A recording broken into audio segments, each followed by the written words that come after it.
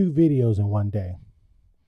This is your host, Tone Deaf Dakota, and this is the Tone Deaf Dakota Show, and this is my 2 cents. Ooh, are y'all ready for this one? How many people who saw my last video, right?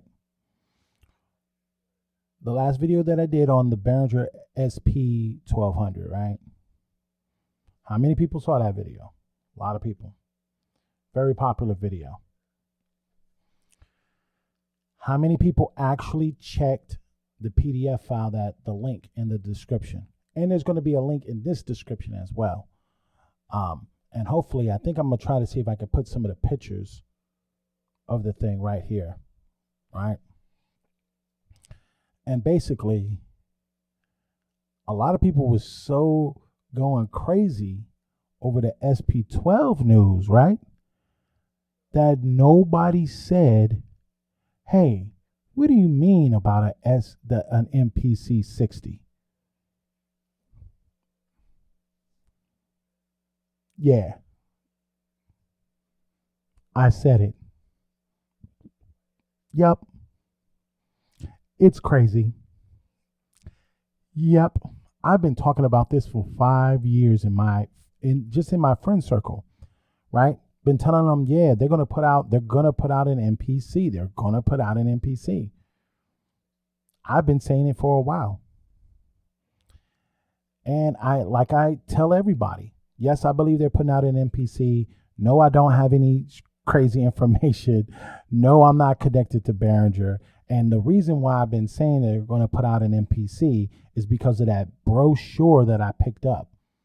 Now, that brochure, the link is in the description again. Please check that brochure. Look at what's going on, and you will see a pattern. So they started off with the TR8, which they call the RD8. That's the 808. Then they did, I think they did the 606, right? But the 606 is not in that actual pamphlet. But I think that rolling the C78, I think that is in there, and I think they also do a C78. I'm not sure. But I'm pretty sure somebody in if you're checking this out in the future and you see it, let me know if I was correct, if they put that CS in there, right? The CS 8, I think it was called the 78. It was a rolling product, right? It was an accompaniment to a organ. So you would have the organ, and then you would use that, and that would be like the little drum machine sounds that I'm pretty, you've all heard those drum sounds though. But anyway, I digress. They also put out a 909, right? They're talking about putting out a DMX, right? And they're releasing right now the LM drum. So I'm gonna just be straight up. They asked everybody about what their feelings about a Behringer version of the SP1200, and of course the internet went wild, which rightfully so. But if you check that brochure, they're probably also thinking about doing an MPC60. So let me put in my bid for the features I wanted is MPC60, right? Keep everything the same way, except for when you're chopping your samples, you have to edit your in the MPC60, you have to edit your samples through notches and time, the little number system. Please don't have us doing that.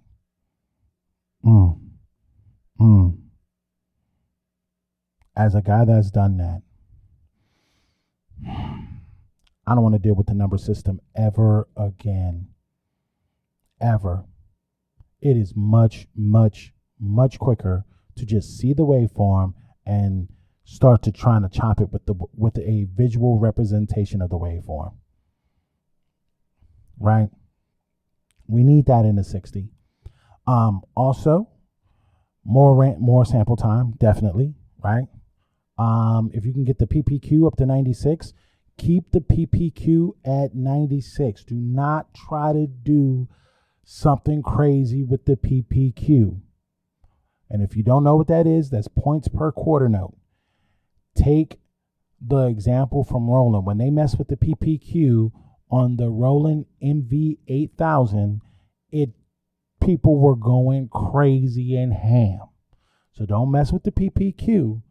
Give it 96 as a default and allow people to change it on their own. Next thing, on top of just getting more sample time, effects. Listen, give me 4 effect processors in there. And as long as I got the ability to resample, everything else is going to be gravy. Even if you gave me 1 effect processor, that's cool too.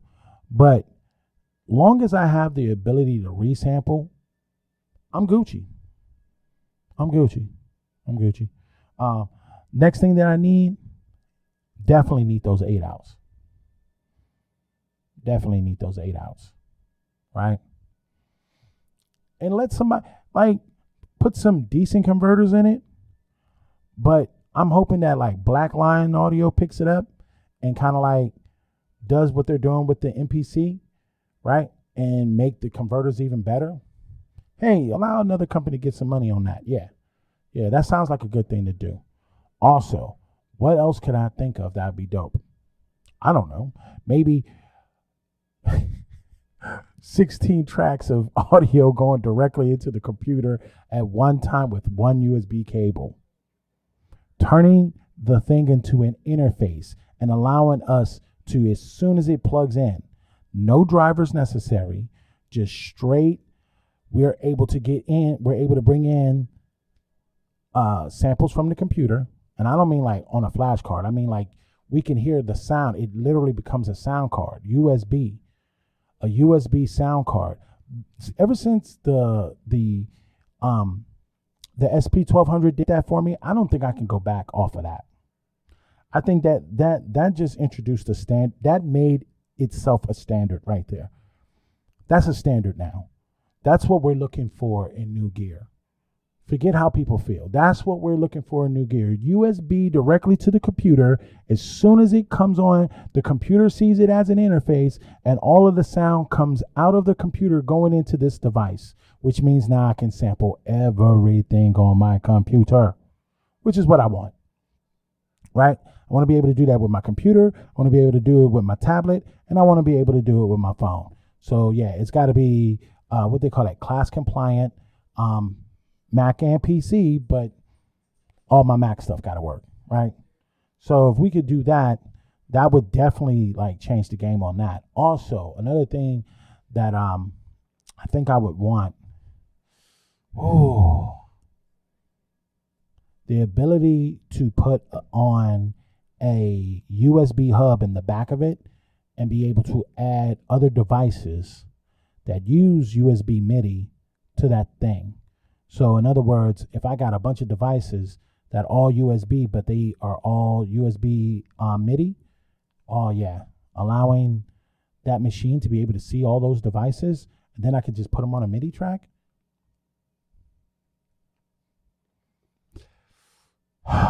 Yep, that's something that I want. And I'm gonna be honest with you. You in a race with the MPC, Behringer. You're in a race. So let me just inform you right now. MPC is doing their thing. They have been implementing a bunch of stuff. Now, I got a live, and there's so much stuff that live can do. And when the 3.0 software, as the time of this recording, the 3.0 software isn't out yet. You can get the beta, but the 3.0 software isn't out yet. And that's going to definitely change the game. It's going to change how people are using the machine, so on and so forth. But I'm going to just let you know, if a Kai decides to re-release an MPC60 which I hope they do, a Mach 2 version and kind of like make it smaller.